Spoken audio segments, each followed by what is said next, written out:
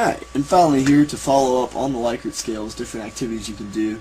The students can engage in a number of different activities, which include, but are not limited to, group discussions, written responses, like character editorials, personal reactions, etc., visual responses, stage debates, and interviews. And basically all these things just get the students talking about how they feel and what they felt when they read the piece. As a student personally, I really got into what I felt about reading it, even just talking aloud right here.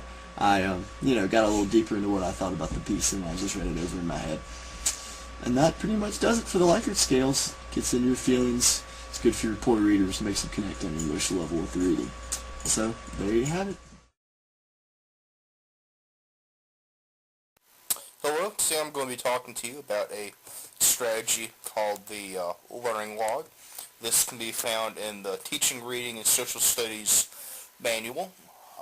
This is a post-learning strategy, and it's also a strategy that can involve both reading and writing. Why use this strategy? Because it's important to give students an opportunity to process what they've learned from their readings. Learning is a constructive process, and students can't be expected to be able to use information if they aren't given time to process this information and think about it and really make it their own. This strategy is also helpful because it gives students an opportunity to see how they've grown throughout the year.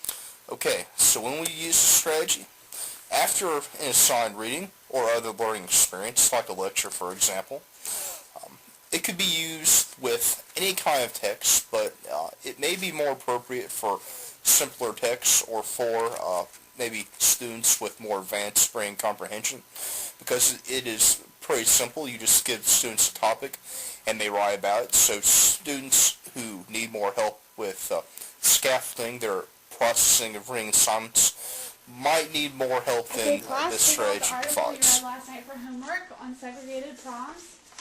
Today we're going to do we're going to add to our learning log. And your question for this one is, how does this article relate to what you already know about desegregation? So just start to think that over as I pass off the papers. I just want you to think about it for a second before you start writing.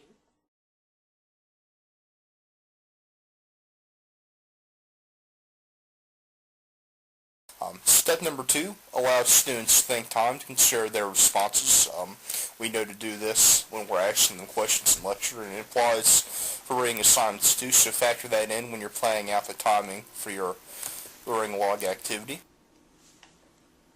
Now that you've thought about it, you can start writing your response.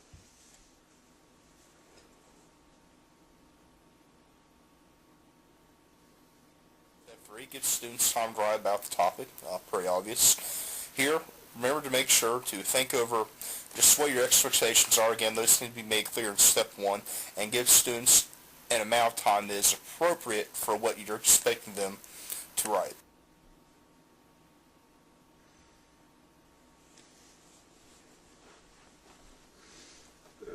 Heath, how's it going? Okay. Good. Those are some really great thoughts. Good job. Okay, step 4, check over students' learning logs. This is beneficial for a number of reasons. It gives us an opportunity to see if there are any misunderstandings or confusion. So this can be helpful. For example, in the example you're seeing us model here, this is an opportunity for the teacher to find out if there are any other misunderstandings she needs to deal with as she's teaching this unit on desegregation. Finally, step 5 is to make time in class on a regular basis for students to read their learning log entries and reflect on how their ideas have changed as they've learned more throughout the year. For example, in this video, the student wrote this log at the beginning of a unit, so at the end of the unit it would be a good idea to have the student go back and see what all they've learned throughout the unit.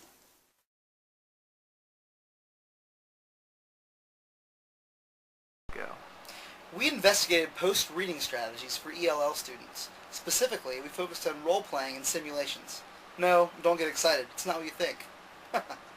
Rather, role-playing and simulations following critical reading allows for ELL students to demonstrate their knowledge and analysis of the subject, even if they lack solid writing skills. Come on, I'll take you through the steps. For this demonstration, Let's pretend we are in an 11th grade U.S. history class. We've just finished reading about the segregated proms that still go on in the South to this day. As a teacher, I'm going to set up an assessment that ELL students can thrive in. Step 1. For Step 1, we have to determine what type of role-playing or simulation would work best. For my specific ELL student, I've determined that role-playing perspectives is the best way to go, because Matt here has an intermediate level fluency when speaking, but is weaker at writing. Step 2. For Step 2, I will assign Matt an individual role based on something in the reading. Hey Matt, for this role play, you're going to take on the point of view of someone who thinks segregated proms are a bad idea. Sí. Step 3! For Step 3, I give Matt time to consider and research his perspective. This is especially helpful, since Matt doesn't possess all the English language skills his native-speaking peers do. Hey Matt, take your time on this one. Step 4! For Step 4, I simply give the students, including Matt, time to present their perspectives and respond to one another. Hey Matt, tell me your point of view. Well... Step 5! For Step 5, I use Matt's role-playing to assess his understanding of the new material. Matt, you seem like you have a really good handle on this material. Conclusion. This strategy is important because it gives students an opportunity to empathize with different perspectives. Also, it gives students, especially ELL students, an opportunity to be assessed in a method other than a written test.